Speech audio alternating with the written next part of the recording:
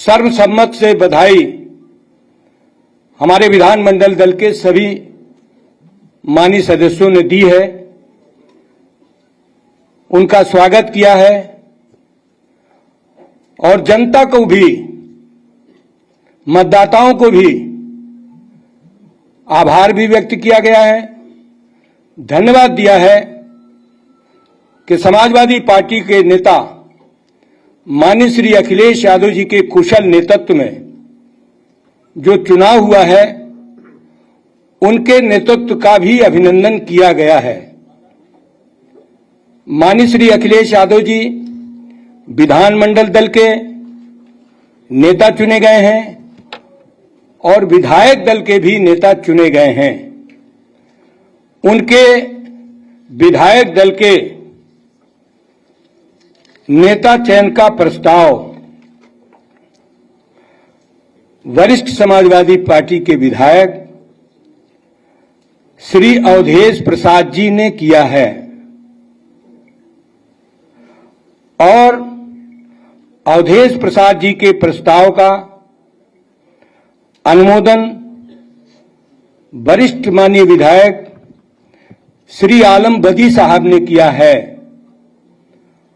और अवधेश प्रसाद जी द्वारा रखे गए प्रस्ताव का समर्थन आलम बदी साहब के साथ साथ सभी निर्वाचित माननीय विधायक गणों ने किया है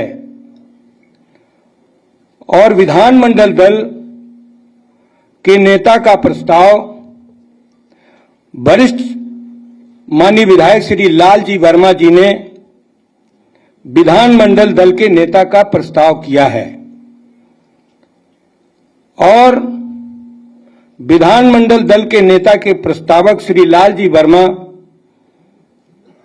के प्रस्ताव का समाजवादी पार्टी के वरिष्ठ विधान परिषद के सदस्य श्री राजेंद्र चौधरी जी ने किया है। उक्त दोनों प्रस्तावों को विधानमंडल दल के सभी माननीय सदस्यों ने समर्थन किया है और माननीय अखिलेश यादव जी विधानमंडल दल समाजवादी पार्टी के नेता चुने गए हैं और विधायक दल के भी नेता चुने गए हैं।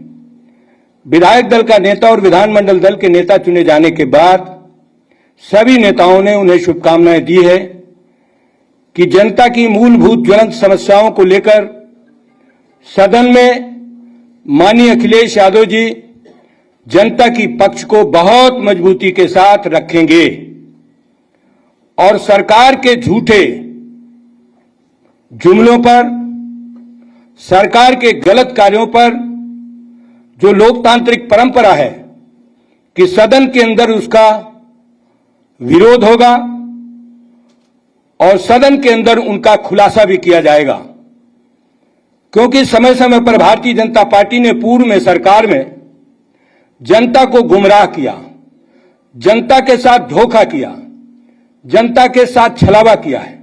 इसीलिए भारतीय जनता पार्टी पिछली बार से अब की बार बहुत पीछे आ गई है, बहुत पीछे आ गई है। जनता ने माननीय अखिलेश यादव जी पर विश्वास किया और जनता ने माननीय अखिलेश यादव जी को उत्तर प्रदेश के मुख्यमंत्री बनाने के लिए वोट दिया, लेकिन भारतीय जनता पार्टी की सत्ता का दुरुपयोग और सत्ता के माध्यम से अधिकारियों का भी दुरुपयोग किया गया। सर्वप्रथम तो चुनाव आयोग ने जिस समय मतदाता सूची के पुनरीक्षण का काम शुरू किया था, सबसे पहले भारतीय जनता पार्टी के नेताओं के इशारे पर कुछ अधिकारियों ने पहले तो मतदाताओं को मतदाता सूची से वंचित किया। बड़ी तादाद पर एक एक विधानसभा में 10 से 15 हजार तक समाजवादी पार्टी समर्थक मतदाताओं के नाम हटा दिए गए, जो मतदाता सूची में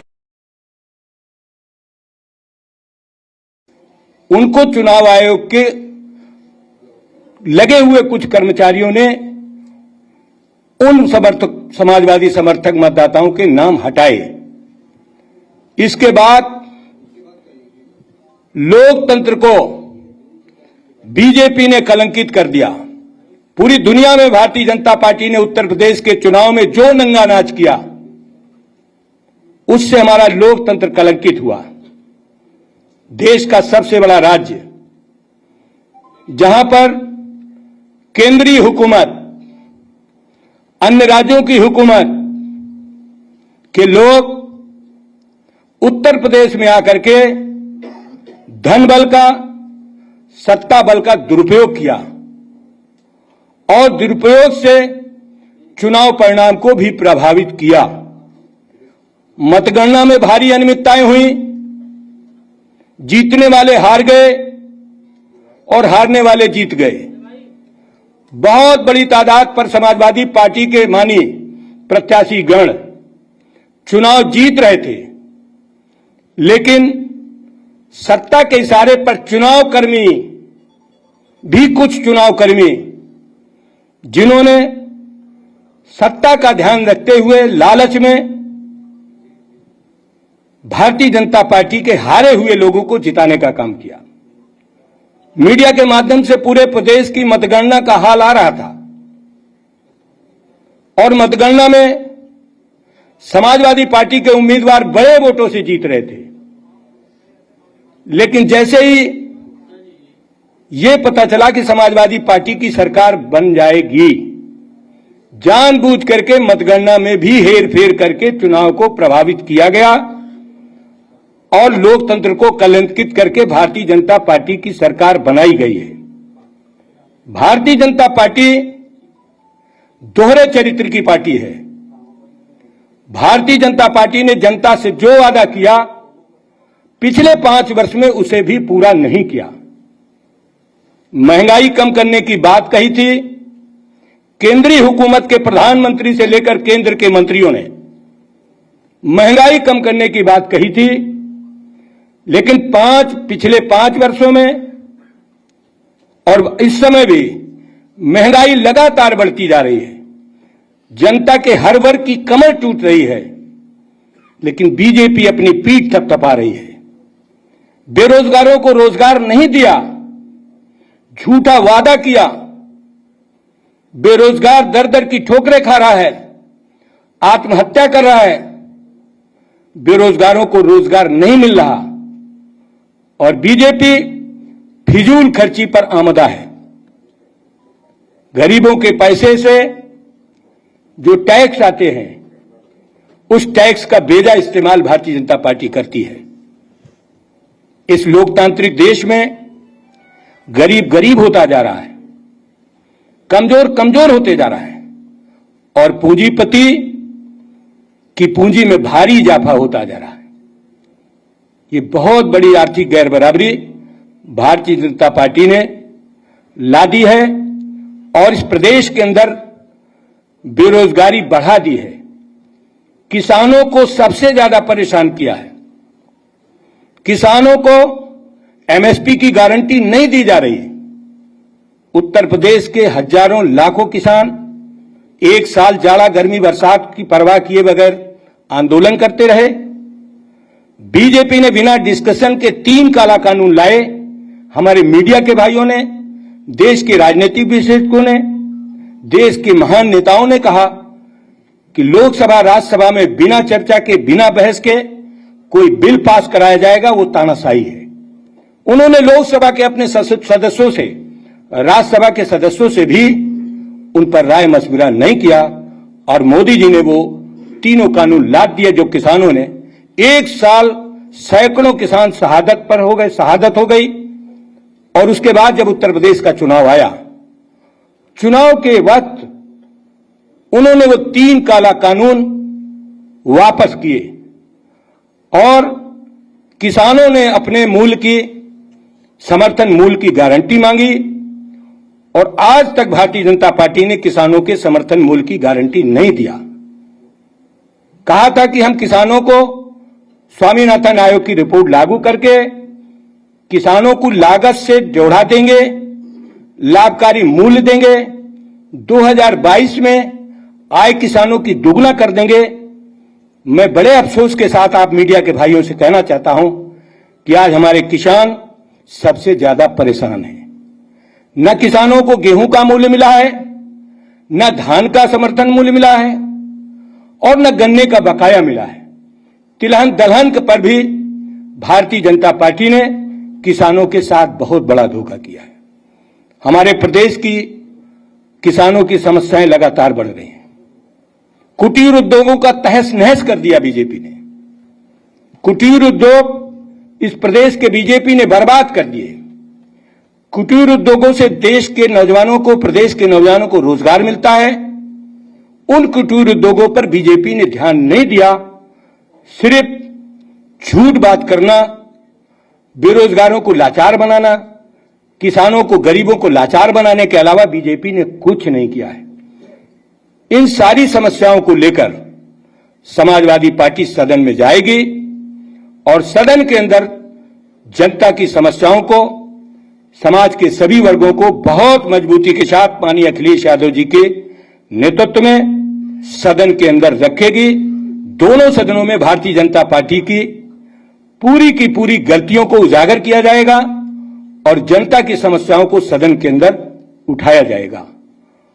हमारे समाजवादी पार्टी के विधानमंडल दल के सभी सदस्यों ने आप सबके माध्यम से ये बातें मुझे कहने के लिए दिया।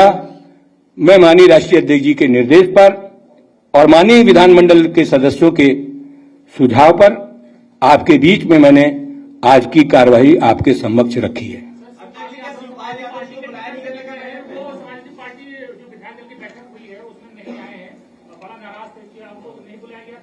आज समाजवादी पार्टी, जो समाजवादी पार्टी के माननीय विधायक हैं, उनको बुलाया गया था और 28 तारीख को जो हमारे सहयोगी दल हैं, भले ही वो साइकिल सिंबल से लड़े हों या हमारे छड़ी से लड़े हों या लिफाफा से लड़े हों या किसी और चुनाव चिन्ह से लड़े हों, उन सभी सहयोगी दलों की 28 तारीख को बैठक बुलाई गई है और उसमें वो सभी लोग आएंगे। नहीं, शिवपाल जी 28 को आएंगे, उन्हीं से पूछना। शिवपाल जी, माननीय शिवपाल जी को उनका दल है, सहयोगी दल हैं, सहयोगी दलों को, उनके सभी विधायकों को 28 तारीख को बुलाया गया है, आमंत्रित किया गया है, सभी लोग आएंगे।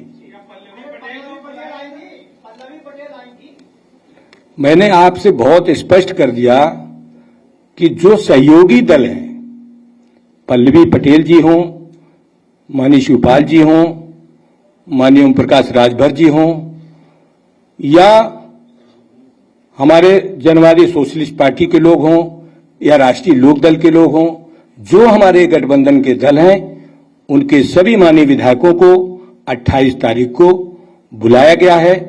समाजवादी पार्टी के नेता माननीय श्री अखिलेश यादव जी उन सब से बात करेंगे और सहमति बनाकर के सदन के अंदर इन समस्याओं को रखेंगे।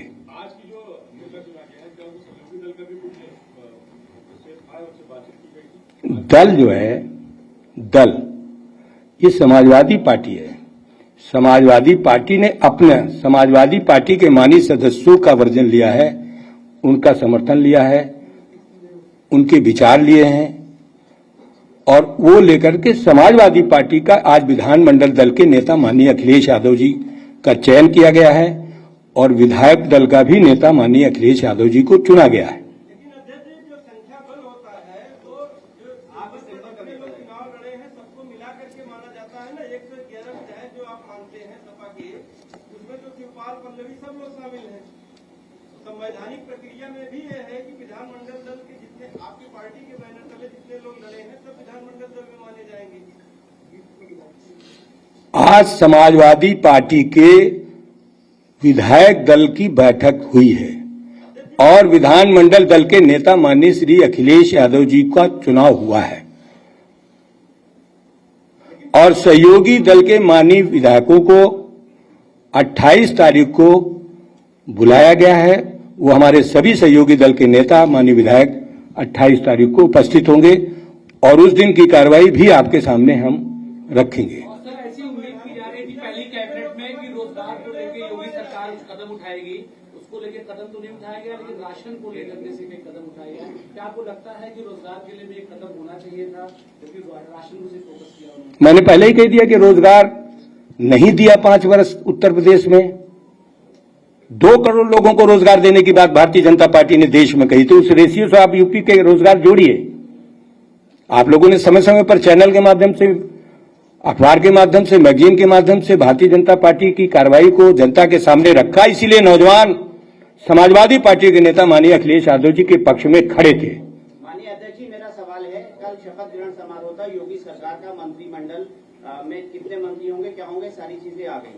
इसको आप किस नजर से देखते हैं? क्योंकि पंकज सिंह जो नोएडा में सबसे ज्यादा वोटों से जीते, वो मंत्रिमंडल से बाहर हैं, और डिप्टी सीएम केशव प्रसाद मौर्य जो चुनाव हारे हैं, उनको उप मुख्यमंत्री बनाया गया। पूरे मंत्रिमंडल को किस तरीके से देखते हैं? देखिए, वो विकास के हिसाब से नहीं मंत्रिमंडल बना रहे, वो 2024 के हिसाब से बना रहे कि 24 में हम किस तरीके से जीते। उनको विकास से लेना देना नहीं है, रोजगार से लेना देना नहीं है, किसानों की परेशानी से लेना देना नहीं है, आम आदमी की समस्याओं से लेना देना नहीं है।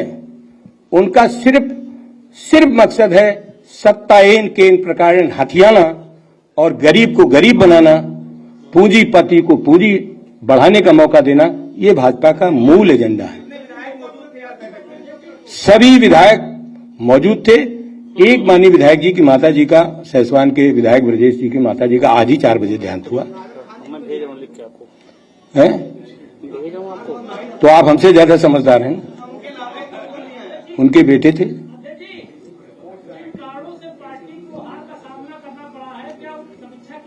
आप सबसे सुझाव चाहते हैं, आप समीक्षा करके हम लोगों को सहयोग करो।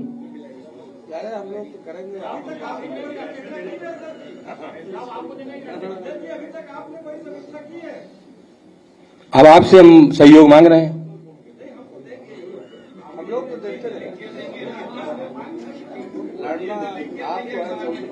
चलिए, आप सभी लोग आए, आप सबका बहुत बहुत धन्यवाद। और आपका जो सहयोग चुनाव में भी मिला है लोकतंत्र की रक्षा में, उसके लिए भी मैं आप सबका आभारी हूं।